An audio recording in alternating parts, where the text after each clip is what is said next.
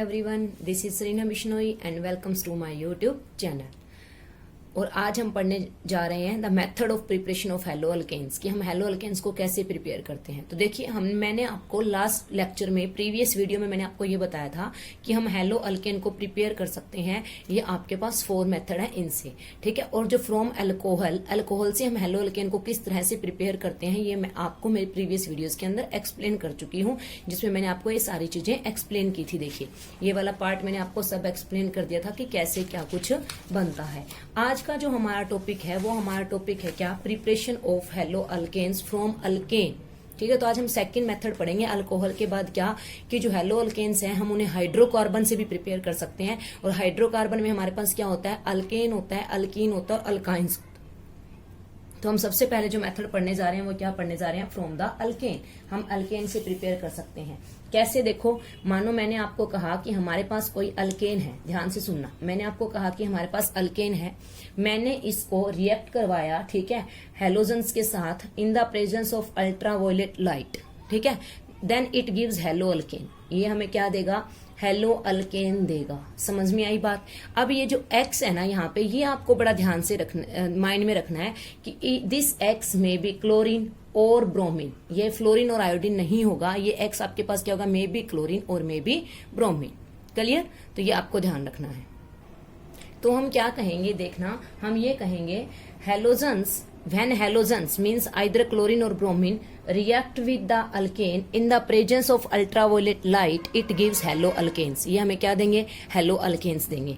अब देखिए इसका मैं आपको एग्जांपल देती हूँ, ध्यान से देखिए। ये है आपके पास, ठीक है, इसको ध्यान से देखिएगा। ये आपके पास हमने अल्केन लिया CH3 CH2 CH3, इसे हम 1 2 3 कार्बन है तो हम इसे क्या कहेंगे, प्रोपेन। क्या कहेंगे, propane. When propane react with chlorine in the presence of ultraviolet light, it gives chloropropane and 2 chloropropane। देखना ये हमें मिक्सचर दे रहा है, एक आपको मिल रहा है क्लोरोप्रोपेन, एक आपको मिल रहा है 2 क्लोरोप्रोपेन। देखो आपको इनके नेम साथ साथ लिखने हैं, इसको हम क्या कहेंगे, क्लोरोप्रोपेन। क्लियर। और ये आपके पास क्या है, 1 2 3 सेकंड पे लगा हुआ है क्लोरीन, तो आप इसे क्या कहेंगे, 2 क्लोरोप्रोपेन। क्या कहेंगे, 2 क्लोरोप्रोपेन। तो हमें क्या मिलता है, मिक्सचर मिलता है। और ये जो हो रहा है क्या, प्रोपेन से जो हमने क्लोरोप्रोपेन या 2 क्लोरोप्रोपेन बनाया है, it follow free radical substitution mechanism and it is known as free radical substitution reaction. तो आपको ध्यान रखना है क्या कि जब हम अल्केन से हेलो अल्केन प्रिपेयर करते हैं तो ये कौन सा मेथड फॉलो करती है, फ्री रेडिकल सब्स्टिट्यूशन फॉलो करती है। समझ में आई बात। और इसमें हमने एग्जाम्पल क्या पढ़ा, हमने एग्जाम्पल पढ़ा कि हम प्रोपेन से क्या बना रहे हैं बच्चों, क्लोरोप्रोपेन। बट हमें यहाँ पर क्या मिल रहा है, हमें यहाँ पर मिक्सचर मिल रहा है, ठीक है। अब देखिए मैंने लिखा ये 55% है और ये 45% है, ये ज्यादा है, ठीक है। मतलब यहाँ पर जो ये एक्सटेंट हमें मिल रहा है ये ज्यादा मिल रहा है। ऐसा क्यों, तो आप ध्यान से देखिए कैसा कार्बन है, ये है सेकेंडरी कार्बन, क्योंकि ये अनदर 2 कार्बन से अटैच है।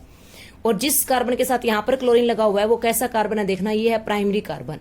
तो सेकेंडरी कार्बन वाला ज्यादा स्टेबल है एज कंपेयर टू प्राइमरी, इसीलिए हमें सेकेंडरी वाले का प्रोडक्ट ज्यादा मिल रहा है 50%। क्यों, क्योंकि ये फ्री रेडिकल सब्स्टिट्यूशन को फॉलो कर रहा है। और बच्चों फ्री रेडिकल का जो स्टेबिलिटी ऑर्डर होता है, ध्यान से देखना, क्या कहा मैंने, फ्री रेडिकल का जो स्टेबिलिटी ऑर्डर होता है वो क्या होता है, tertiary is more stable than secondary and then primary, ठीक है। टर्शरी फ्री रेडिकल ज्यादा स्टेबल होता है than secondary and then primary. तो इसीलिए हमारे पास क्या है, जो सेकेंडरी वाला है वो 55% मिल रहा है और जो प्राइमरी वाला है वो 45% मिल रहा है, ठीक है। ये ऐसा होता है इसके अंदर।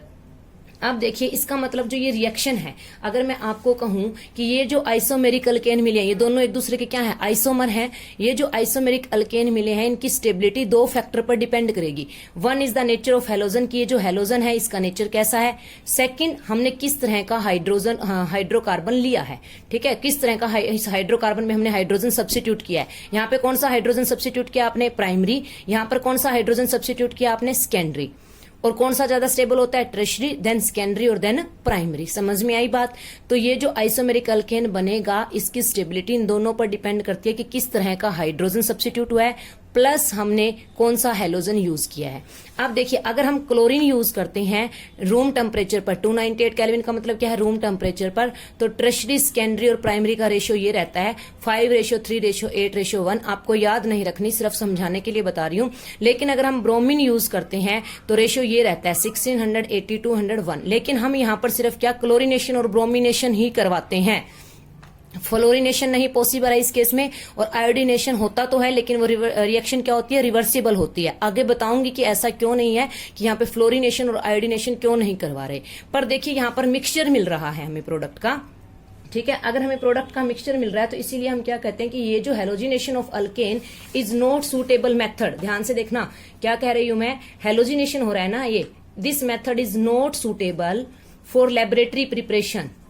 ये लेबोरेटरी प्रिपरेशन के लिए, अगर आपको लेबोरेटरी में हेलो अल्केन प्रिपेयर करना है तो उसके लिए ये मेथड सूटेबल नहीं होता है। ऐसा क्यों? क्योंकि हमें इसमें क्या मिलता है, मिक्सचर्स मिलते हैं। क्या मिलते हैं? मिक्सचर्स मिलते हैं आइसोमेरिक अल्केन के, इसलिए इसे सेपरेट आउट करना क्या हो जाता है, लेबोरेटरी में डिफिकल्ट हो जाता है, ठीक है। लेकिन फिर भी ये जो फ्री रेडिकल सब्स्टिट्यूशन वाला मैकेनिज्म है जो हमें ये हेलो अल्केन मिल रहा है, कुछ केसेस में पॉसिबल है। तो ये किस किस केसेस में पॉसिबल है वो बताती हूं। तो देखिए सबसे पहले ये सूटेबल है किस केस में, suitable in certain cases. First आपके पास आता है क्या, when the mixture of product, ये देखो CH4 को सब्स्टिट्यूट किया, सनलाइट थी, क्लोरीन, एक हाइड्रोजन निकला, एक क्लोरीन HCl, CH3Cl बन गया।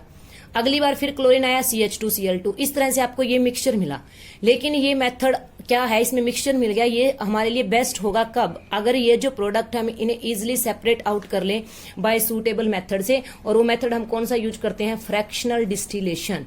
क्या यूज करते हैं, फ्रैक्शनल डिस्टिलेशन। अब देखिए फ्रैक्शनल डिस्टिलेशन मेथड किस केस में यूजफुल होगा, जो ये दो कंपाउंड मिल रहे हैं, इनका जो बॉइलिंग पॉइंट या मेल्टिंग पॉइंट उनका डिफरेंस कितना होना चाहिए, 25 डिग्री सेल्सियस से कम होना चाहिए। तो ये बन जाएगा आपके पास, उस केस में ये सुटेबल है, ठीक है। चलो अगर हम इन्हें सेपरेट आउट कर सकते हैं। उस सेकेंड देखिए किस केस में सुटेबल है, when structure of alkane is not form an isomeric product. अब आप इसको देखिए, इसमें कोई भी आइसोमेरिक प्रोडक्ट बनने की पॉसिबिलिटी है ही नहीं, क्योंकि इसके पास कोई हाइड्रोजन ही नहीं है। चाहे ये सब्स्टिट्यूट हो, चाहे ये, सब एक ही जैसा बनेगा। तो इस केस में ये मेथड पॉसिबल है। थर्ड क्या, when there is a large difference in the reacting species of hydrogen attach to different type of carbon atom. Carbon atom देखो यहाँ पर आपको बेंजाइलिक गिवन है, फिर आपके पास अलाइलिक है, फिर अल्काइल है और फिर विनाइलिक है। ये क्या होता है, सुनिए मेरी बात ध्यान से, अब मैं एक्सप्लेन करती हूँ इसको। बेंजाइलिक कार्बन के केस में बेंजाइलिक क्या होता है, सबसे पहले देखिए ये जो हो गया आपके पास बेंजीन रिंग, ठीक है। बेंजीन के ऊपर हमारे पास CH3 है, इसको हम क्या बोलते हैं बच्चों, इसको हम बोलते हैं टोलिन। क्या बोलते हैं, टोलिन। टोलिन जब ब्रोमिनेशन करेगा अल्ट्रावायलेट लाइट की प्रेजेंस में, तब हमें क्या मिलेगा, हम ये बोलते हैं कि ये सब्स्टिट्यूट होगा, इसका एक हाइड्रोजन और इसका एक Br बाहर। तो यहाँ पर कितना हाइड्रोजन बच गया, 2 CH2Br और प्लस में क्या हो गया, HBr बाहर हो गया। तो ये वाला जो हाइड्रोजन, ये जो पार्ट है ना बच्चों, ये वाला जो पार्ट है बेंजीन के ऊपर CH2, इसे हम कहते हैं बेंजाइल। क्या कहते हैं, इसे हम बेंजाइल कहते हैं, ठीक है। तो this hydrogen is known as benzylic hydrogen. समझ आई बात। तो जब ये बना होगा, ठीक है, जब ये प्रोडक्ट बना होगा यहाँ पर, तो यहाँ पर फ्री रेडिकल बना होगा। वो कौन सा रेडिकल बना होगा देखना, वो आपके पास बना होगा बेंजाइलिक रेडिकल, CH2 रेडिकल, इसे हम बेंजाइलिक रेडिकल बोलते हैं। ये बेंजाइलिक रेडिकल स्टेबल होता है, क्यों, ड्यू टू रेजोनेंस। देखिए मैं इसको एक्सप्लेन कर रही हूँ कैसे। ये इस तरह से बना होगा बच्चों, जो बेंजाइलिक रेडिकल है आपके पास, वो देखिए कुछ इस तरह से बना होगा। ये आपके पास हो गया CH2 रेडिकल, ठीक है, डबल बॉन्ड, डबल और ये डबल। अब ये क्या करेगा, अब ये रेजोनेंस शो करेगा। किस तरह से देखना, इसका एक इलेक्ट्रॉन यहाँ और इसका एक इलेक्ट्रॉन यहाँ, और ये इस तरह से क्या करेगा, रेजोनेंस को डबल हेडेड एरो से शो करेंगे। और आपके पास क्या बन जाएगा देखना, आपके पास यहाँ पर आ जाएगा डबल बॉन्ड CH2, यहाँ पर आ जाएगा एक रेडिकल, क्योंकि हाफ इलेक्ट्रॉन ट्रांसफर हुए हैं, और आपके पास आ जाएगा ये। इसी तरह से इसके बहुत सारे रेजोनेटिंग स्ट्रक्चर बनते रहेंगे आगे आगे। मतलब बेंजाइलिक के केस में ये पॉसिबल है, क्यों, क्योंकि this benzylic radical is stabilized by resonance. उसके बाद मैंने आपको क्या बोला है, किस केस में सूटेबल है, अलाइलिक के केस में। अब ये अलाइलिक क्या होता है, तो देखिए अलाइलिक क्या कंपाउंड होता है, ऐसा होता है, जब मैंने इसकी सपोज कीजिए क्लोरिनेशन करवाई अल्ट्रावायलेट लाइट की प्रेजेंस के अंदर, ठीक है, और यहाँ पर टेम्परेचर दिया जाता है 773 से 873 केल्विन। तब क्या होता है, यहां पर जो है इसके पास देखिए ये वाला हाइड्रोजन सब्स्टिट्यूट होगा, डबल बॉन्ड वाला सब्स्टिट्यूट नहीं होगा। क्यों? क्योंकि देखिए ये वाला हाइड्रोजन यहां पर यही हाइड्रोजन क्यों जाएगा, ये इसलिए जाएगा बच्चों, देखो ये यूं बनेगा CH CH2Cl और प्लस में HCl। अब देखिए यहां पर दो पॉसिबिलिटी हो सकती है। मैंने आपको कहा कि इसमें यही वाला हाइड्रोजन जाएगा, देखना CH2 double bond CH CH2 radical. अगर ये वाला हाइड्रोजन जाता है तो ये रेडिकल बनता है।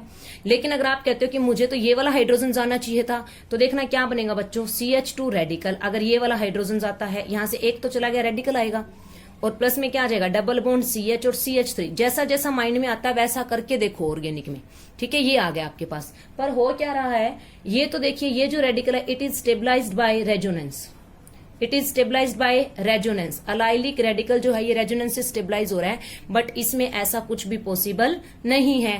तो इसीलिए ये क्या शो करेगा, ये अलाइलिक सब्स्टिट्यूशन शो करेगा। तो इस केस में ये मेथड क्या है, सूटेबल है। समझ में आई बात, ठीक है। तो आई होप आपको ये समझ में आ गया होगा कि किस केस में सूटेबल है।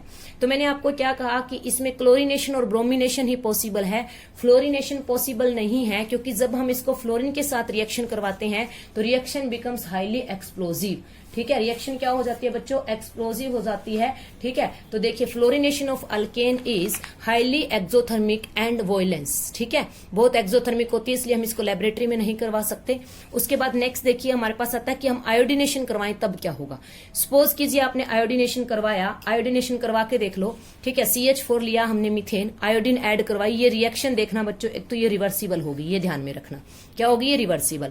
CH3I प्लस HI बन गया, लेकिन यहां पर क्या बन गया हमारे पास, HI बन गया। तो ये जो रिएक्शन आयोडीनेशन होगा ये रिवर्सिबल प्रोसेस है। अगर आप इसको फॉरवर्ड डायरेक्शन में रखना चाहते हो, ठीक है, तो आपको यहां पर क्या लेना पड़ेगा, एक ऑक्सीडाइजिंग एजेंट लेना पड़ेगा। वो ऑक्सीडाइजिंग एजेंट HNO3 भी हो सकता है, HiO3 भी हो सकता है। क्या कह रही हूं, अगर मैं इस रिएक्शन को फॉरवर्ड डायरेक्शन में रखना चाहते हो तो यहां पर हमें ऑक्सीडाइजिंग एजेंट लेना पड़ेगा, दैट मे बी HiO3 और HNO3 नाइट्रिक एसिड। ये क्या होते हैं, ऑक्सीडाइजिंग एजेंट होते हैं, ये हमें लेने पड़ेंगे, ठीक है। ये क्या करेगा, ये जो ऑक्सीडाइजिंग एजेंट है ये क्या करेगा, ये जो HI बन रहा है इसी की वजह से ये रिएक्शन बैकवर्ड हो रही थी। तो ये जो हमारे पास HiO3 या HNO3 होगा ऑक्सीडाइजिंग एजेंट, ये इस हाइड्रोआइडिक एसिड के साथ रिएक्ट करके इस रिएक्शन को फॉरवर्ड डायरेक्शन में कंटिन्यू रखेगा, इसको बैकवर्ड नहीं जाने देगा, क्योंकि ये रिएक्शन बैकवर्ड हो रही थी HI की वजह से।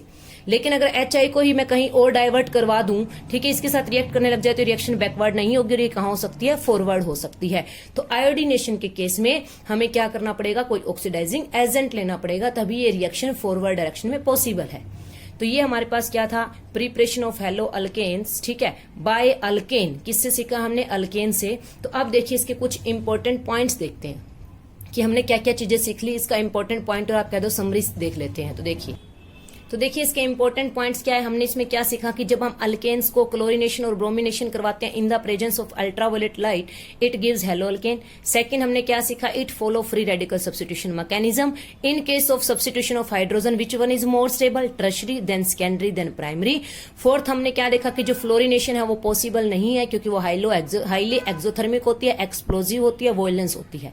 और फिफ्थ हमने क्या सीखा कि अगर आप आयोडीनेशन करवाओगे तो वो रिवर्सिबल होगी, और हमें वहां पर ऑक्सीडाइजिंग एजेंट लेना पड़ेगा अगर हमें रिएक्शन को फॉरवर्ड डायरेक्शन में रखना है। तो मींस ये वाला जो मेथड है ये सूटेबल है सिर्फ क्लोरीन और ब्रोमीन के लिए, और ये हमें क्या देता है, मिक्सचर ऑफ प्रोडक्ट्स देता है। क्लियर। तो it's all about the preparation of haloalkanes from alkane. I hope आपको ये अच्छे से समझ में आ गया होगा। अगर आपके लिए वीडियो यूजफुल है, आपको टॉपिक समझ में आया हो, तो मेरी वीडियो को लाइक कीजिए, मेरे चैनल को सब्सक्राइब कीजिए। Thanks for watching.